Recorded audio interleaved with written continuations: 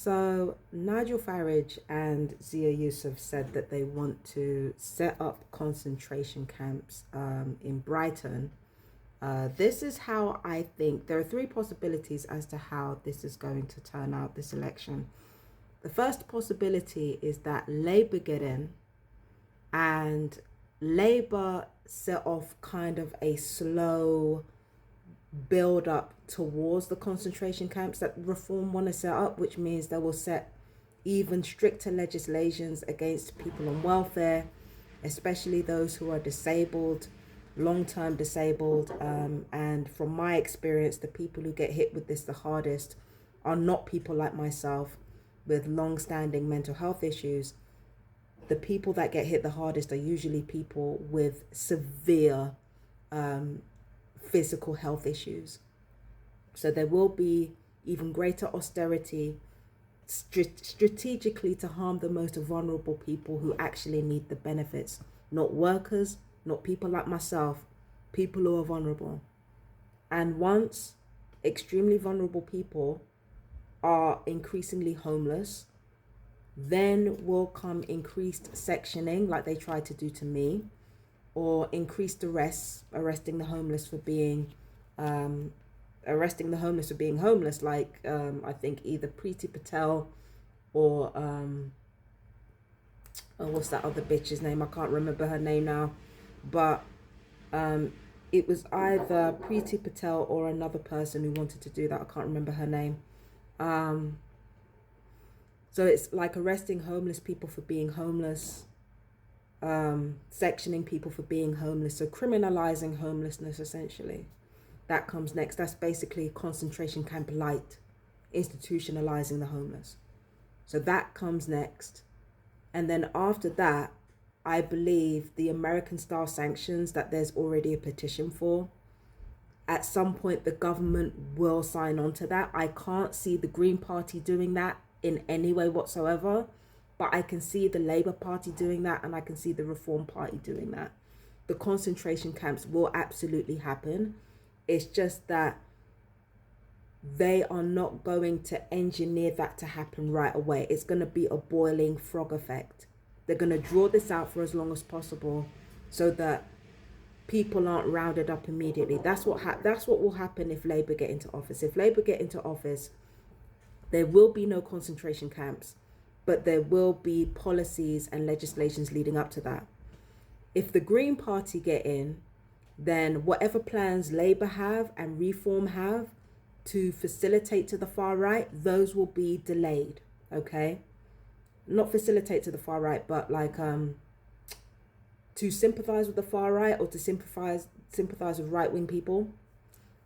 Whatever actions that the right wing want, the Green Party absolutely will delay it if they get into power. They absolutely will delay it.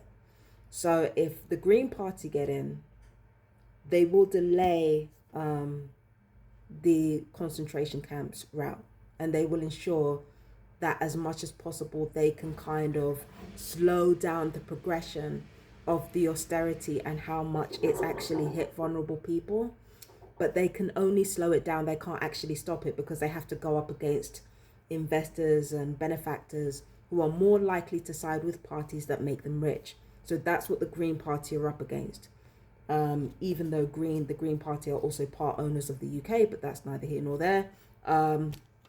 There's still people who want to be rich that they have to think about.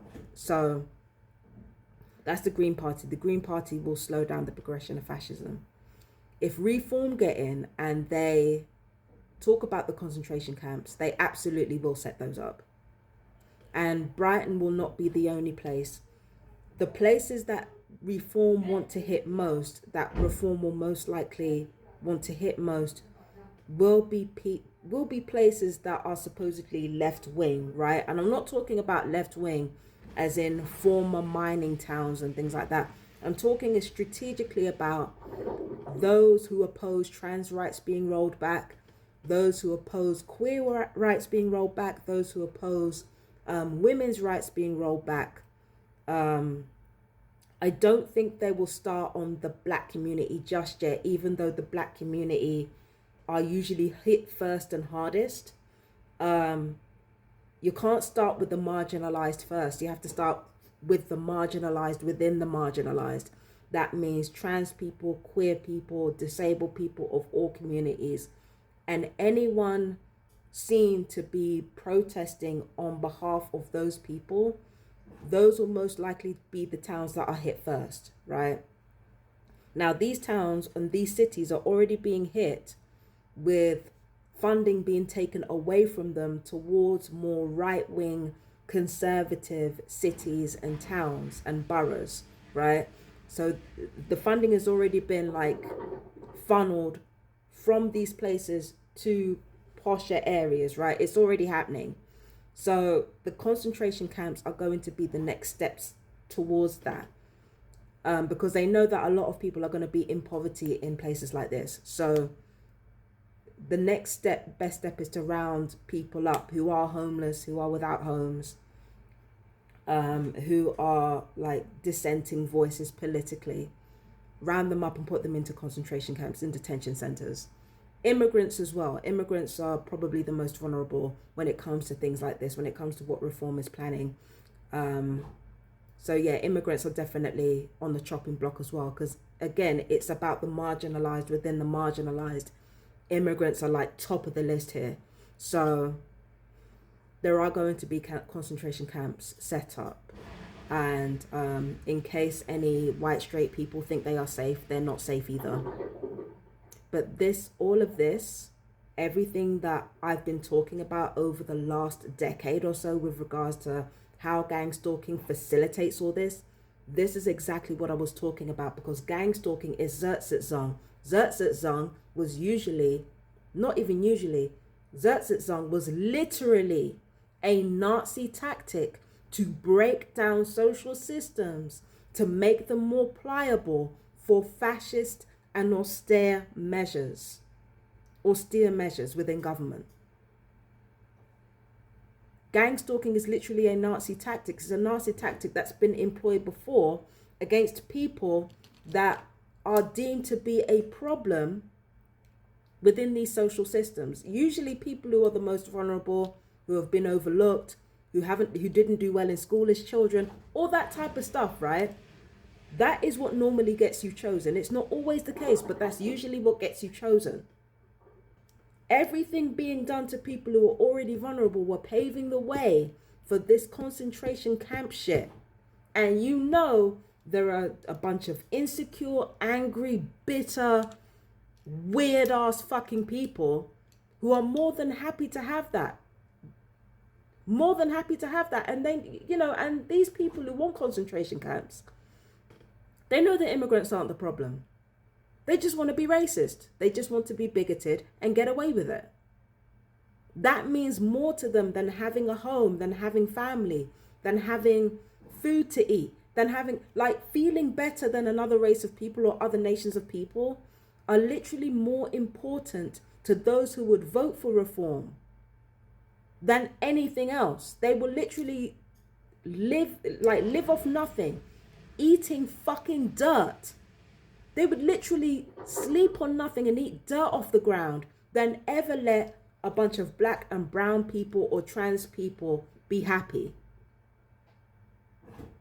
They would rather be completely miserable, thinking that the people that they hate are more miserable than them, than ever let black and brown people or trans people or queer people live in peace. And I just happen to be getting out of Brighton this month, or getting out of this flat this month while this is happening. Crazy. But yeah, that's what's going to happen. That's exactly what's going to happen. 3 possibilities is what I'm seeing. And I'm usually wrong on the details, but I'm usually right on the gist. So we'll have to wait and see after the elections how everything unfolds. So, yeah. Marsha the Great out.